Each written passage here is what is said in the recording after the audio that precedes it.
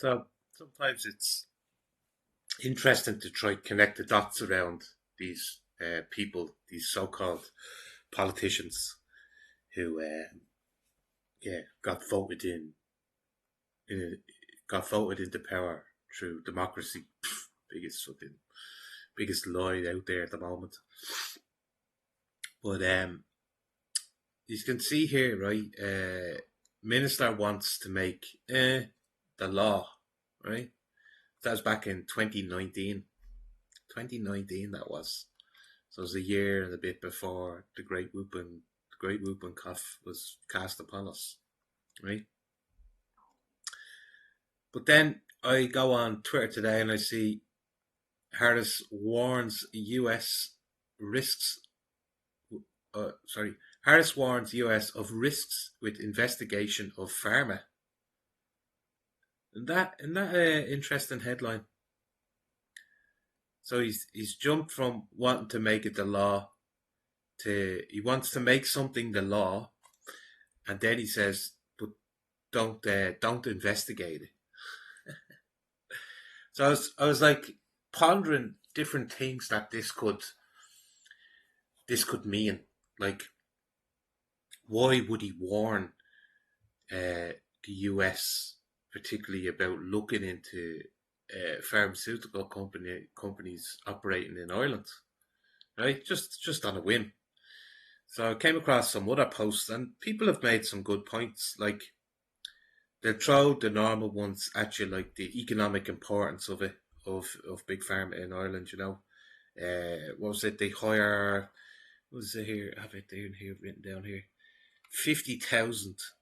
They employ in Ireland 50,000 people, which equate to close to 60 billion in annual exports to the US alone. So it was making me think, why would he warn the US about looking into it if 60 billion worth of euro 60 billion euro worth of pharmaceuticals get exported to the US? Is he afraid of something turning up there? Now, it wasn't just that's just to the US. The total that Ireland exports in pharmaceuticals, in big pharma, is 230 billion. 230 billion. And there were companies like Johnson and Johnson, Merck, Pfizer, companies like this, right? They'd be attracted to Ireland, obviously, for the lower corporate tax rates, the lowest in the EU market, apparently. US policies such as tariffs or incentives to repatriate operations could disrupt this sector. So he's worried about. See, this is what I do think about these individuals, where their worry is placed. With everything we see in Ireland and what's happening and the current invasion that's going on at the moment, you think that'd be number one. No, he's more worried about the profits that Big Pharma is making for Ireland, which leads me then to believe that they're obviously receiving funds or some type of money or positive publicity from these companies. It's the only reason he would worry about it. He's obviously not worried about Irish people's health, because otherwise he'd be more concerned about the current invasion that's happening, of all these unvetted lads that are just causing chaos everywhere. Another one would be like profit shifting. Is that what they call it? Profit shifting. So Trump's accusations. Sorry, still yawning. Yeah, still yawning. I need to get Lucozade into me. Companies book profits. I just wrote down these little notes. Companies book profits in Ireland due to formidable tax policies. Even if the manufacturing occurs elsewhere, experts note that up to half of Ireland's corporate tax revenue may come from such volatile or phantom exports. Isn't that interesting? So there you go. That's reaffirming what I was thinking. That, he's worried about their profits being taken away.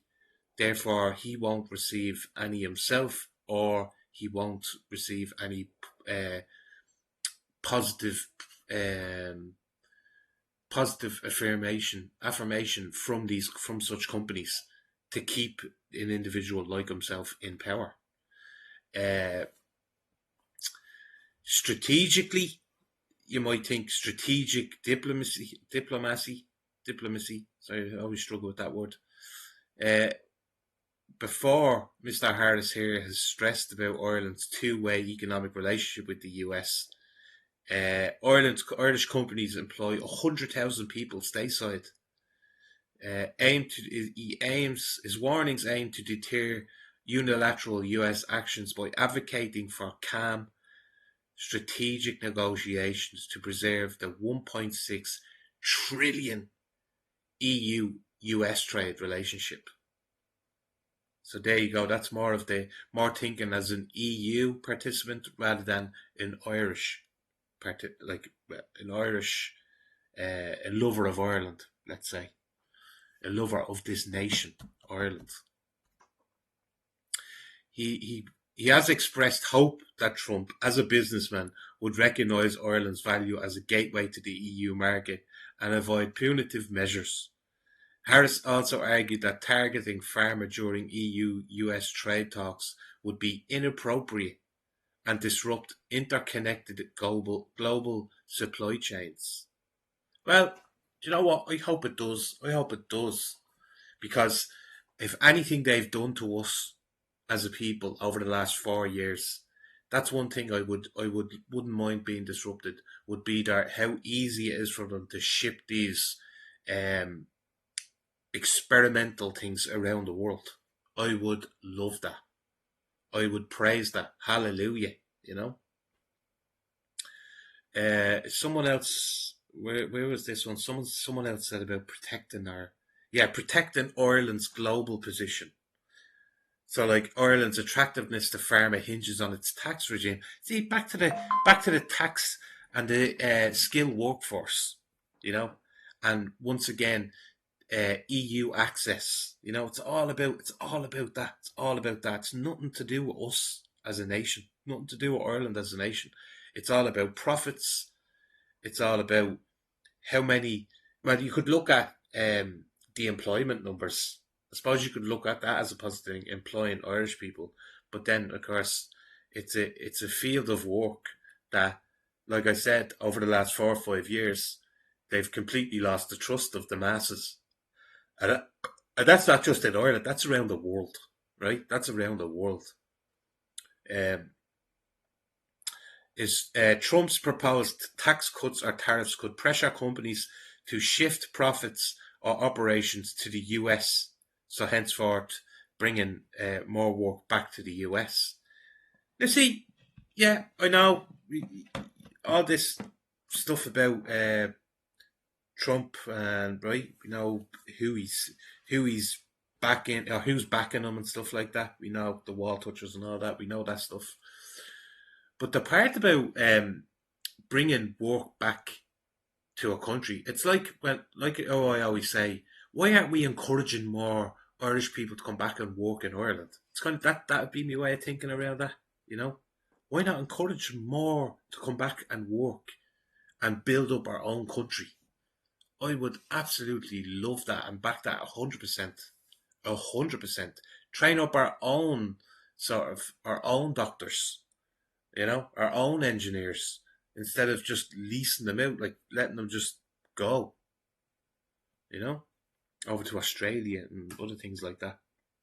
Now, I also knew that Harris probably didn't want it because even though his brother isn't tied into the pharmaceutical, even though his brother isn't tied into Big Pharma, his brother, as head of Autism Ireland, is sort of, you know, they are linked in with receiving funds from this as well. You know, Adam Harris is his name. He's the founder and CEO of ASIAM. Oh, there's that IAM again. Ireland's national autism charity, and known for his advocacy work in autism and disability rights. He serves on the Irish Human Rights and Equality Commission and is the Executive Council member of Autism Europe. That's some title. That's some title his brother has, isn't it? His work focuses on policy advocacy and public awareness, not so much pharmaceutical side of things. But I'm telling you now, they're also receiving funds from these pharmaceutical companies. They have to be, you know. They'd be constantly trying to get certain drugs and I can't say that word, can I? But I did now, so it's staying. They'd be constantly getting this is for entertainment purposes, YouTube, okay? They'd be constantly trying to link in with them, you know, looking for different ways to ease their pain or, you know, things like this. Um, what else have I got written there?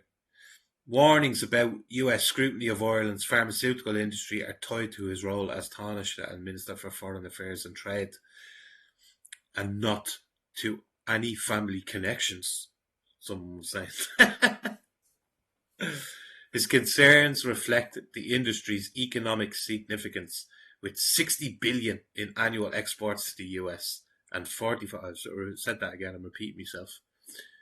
But I just thought, you know, people don't forget. Like these were all saved. All these things are saved and re-uploaded. Like that was re-uploaded an hour ago in response to this thing, which was six hours ago. So there he is telling you he wants to make them the law, right? But warns the US of any investigation into it. Huh? What are you hiding, Hamas Harris? What are you hiding, son?